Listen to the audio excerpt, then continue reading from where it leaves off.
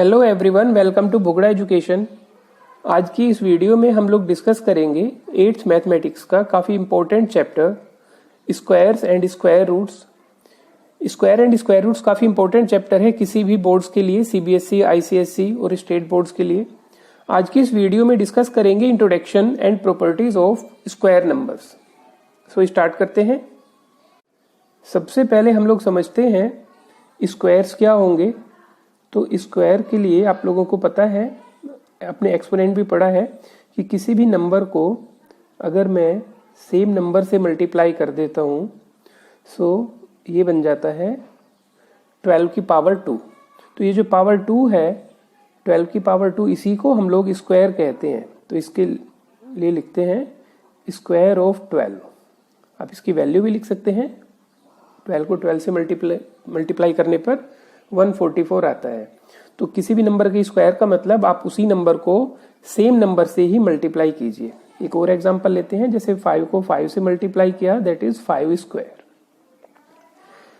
इस चैप्टर को और भी काफी अच्छी तरह से समझने के लिए आप 1 से लेके 30 तक के स्क्वायर्स की एक टेबल बना लीजिए और उसे याद कर लीजिए। आप इस तरह से टेबल बना सकते हैं, देखिए, और इसको आप अच्छी तरह से याद कर लीजिए, क्योंकि जब हम इसमें प्रॉपर्टीज को करेंगे तो इस टेबल से काफी हमें हेल्प मिलेगी और आपको टुडे एक्टिविटीज जो भी मैथ्स की होती हैं उससे रिलेटेड क्वेश्चन है उसमें भी काफी हेल्पफुल होगी। इसके बाद बारी आती है स्क्वायर नंबर या फिर परफेक्ट स्क्वायर की। अब स्क्वायर नंबर या परफेक्ट स्क्वायर क्या होता है? जो भी हमारे पास नेचुरल नंबर है जैसे 1, 2, 3, उनके जो स्क्वायर करने पे वैल्यू आएगी, जैसे 1, 4, 9, अगर मैं 4 का स्क्वायर करूं, देन 16, 5 के स्क्वायर के सोल्व करने पे 25। तो ये जो नंबर है हमारे पास, इसे ही हम परफेक्ट स्क्वायर या स्क्वायर नंबर कहते हैं। इसी तरह से अगर मान लीजिए 9 का स्क्वायर करेंगे तो 81 परफेक्ट स्क्वायर है, 10 का स्क्वायर 100 परफेक्ट स्क्वायर है, 11 का स्क्वायर 121 परफेक्ट स्क्वायर है। तो इसे ही हम परफेक्ट स्क्वायर या स्क्वायर नंबर कहते हैं। अब हम बात करेंगे प्रॉपर्टीज ऑफ स्क्वायर नंबर की। इसमें फर्स्ट प्रॉपर्टी है नंबर एंड्स इन 2, 3, 7 और 8 can not be a perfect square. अगर किसी भी नंबर के एंड में, एंड मीन्स यहाँ पे यूनिट डिजिट की बात हो रही है, यूनिट प्लेस पे अगर कोई भी डिजिट 2, 3, 7 या 8 होगा तो वो परफेक्ट स्क्वायर कभी भी नहीं बन सकता। जैसे हम एग्जांपल लेते हैं, जैसे 798, तो इसमें लास्ट में सिर्फ हमें 8 दिख गया यहाँ पे, तो ये अपने आप में जो परफेक्ट स्क्वायर है वो नहीं बन सकता। इसी तरह से 5093, लास्ट में 3 है, तो ये भी परफेक्ट स्क्वायर नहीं होगा। इसको और अच्छी तरह से समझने के लिए हम लोग 1 से 30 तक की जो हमने स्क्वायर की टेबल बनाई है उसकी हेल्प लेंगे। आप इस टेबल में देख सकते हैं किसी भी नंबर के एंड में 2, 3, 7, 8 नहीं होगा। देखिए एंड में 2, 3, 7, 8 नहीं है। तो इसका मीनिंग ये नहीं है कि यहाँ पे अगर 2, 3, 7, 8 के अलावा कोई भी नंबर अगर आता है तो वो परफेक्ट स्क्वायर होगा। वो हो भी सकता है और नहीं भी हो सकता, लेकिन 2, 3, 7, 8 होने पे परफेक्ट स्क्वायर नहीं बनेगा, ये कंफर्म है। अब हम देखते हैं सेकंड प्रॉपर्टी। किसी भी नंबर के यूनिट डिजिट में और उसी नंबर के स्क्वायर करने पे उस स्क्वायर के यूनिट डिजिट में किस तरह से चेंजेस होंगे। अगर मान लीजिए किसी भी नंबर के एंड में 0 है तो उसका स्क्वायर करने पे भी एंड में 0 होगा। किसी भी नंबर के एंड में अगर 1 है, उसी नंबर का स्क्वायर करेंगे तो भी एंड में 1 होगा। किसी नंबर के एंड में अगर 2 है तो इसका स्क्वायर करेंगे तो एंड में 2, 2 जा 4। किसी भी नंबर के एंड में अगर 3 है देन 3, 3 जा 9, यहाँ पे एंड में होगा। नंबर के एंड में 4 है देन 4, 4 जा 16, एंड में 6 होगा। किसी भी नंबर के एंड में 5 है देन 5 का स्क्वायर करेंगे, 5, 5 जा 25, तो उस नंबर के स्क्वायर करने में भी एंड में 25 ही होगा। अगर किसी भी नंबर के एंड में 6 है तो 6, 6 जा 36, तो 4 और 6 के लिए बिल्कुल सेम होगा। किसी भी नंबर के एंड में अगर 7 है, 7 7 या 49 एंड में 9 होगा। किसी भी नंबर के एंड में अगर 8 है तो 8 8 जा 64 एंड में 4 होगा। किसी भी नंबर के एंड में अगर 9 है, 9 9 जा 81 एंड में 1 होगा। तो यहाँ पे आपको ध्यान रखना है कि किसी भी नंबर के एंड में अगर 1 हो या 9 हो, दोनों ही केसेस में उसके स्क्वायर करने पे एंड में 1 होगा। इसी तरह से 2 और 8 अगर है तब भी वो 4 होगा। यहाँ पे आप याद रख सकते हैं 1 और 9 10 बनता है, 2 और 8 10 बनता है, 3 और 7 10 बनता है, 4 और 6 भी 10 बनता है। ये 5 के लिए 5 एंड 0 के लिए 0। नेक्स्ट प्रॉपर्टी देखते हैं कि अगर हमारे पास किसी भी नंबर के एंड में if number of zeros at the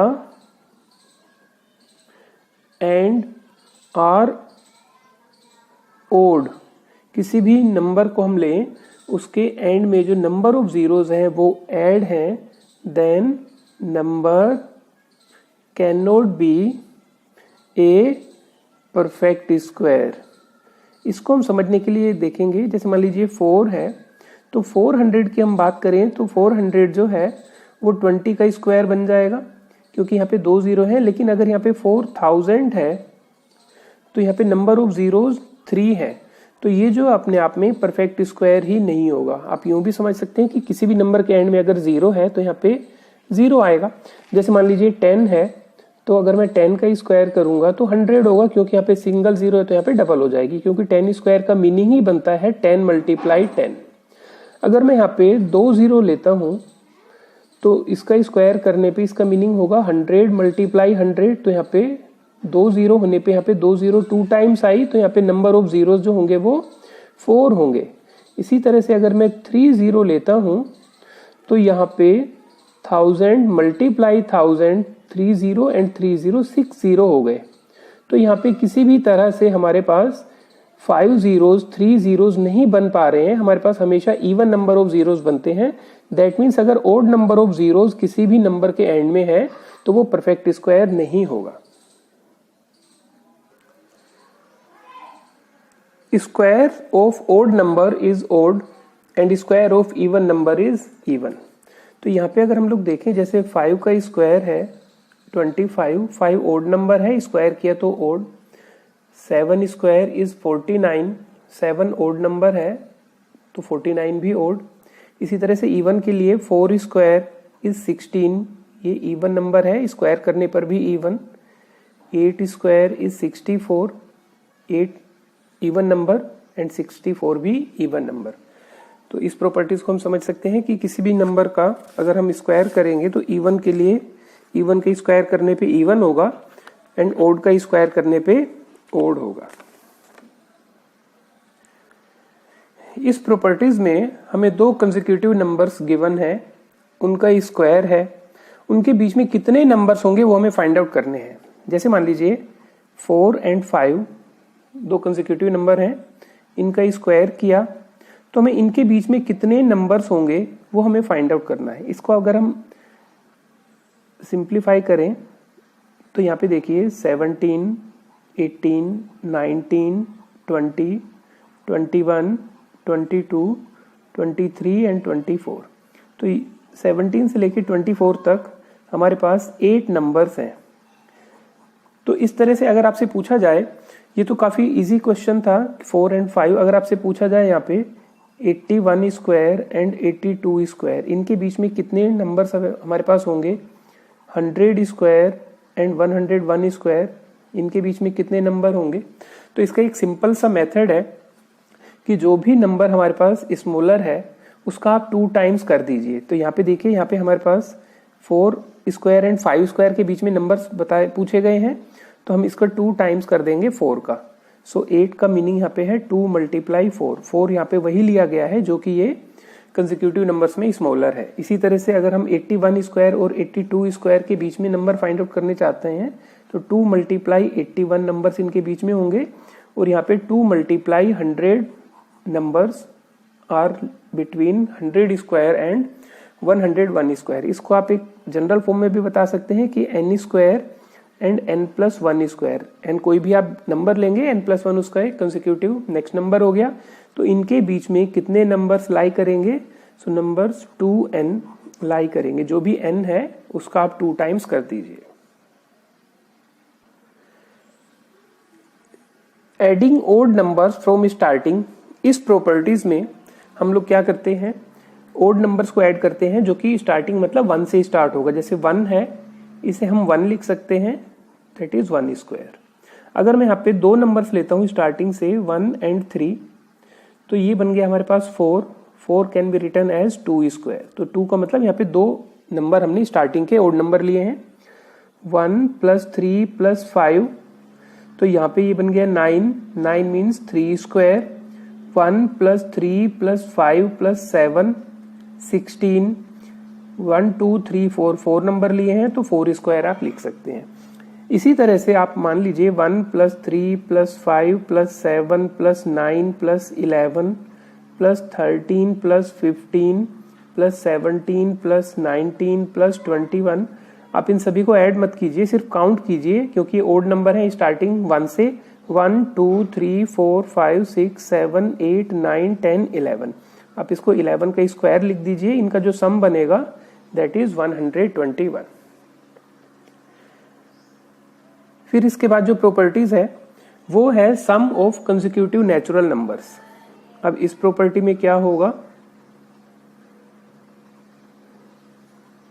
सम करना है हमको कंसेक्यूटिव नेचुरल नंबर्स का। जैसे मान लीजिए 3 स्क्वायर है।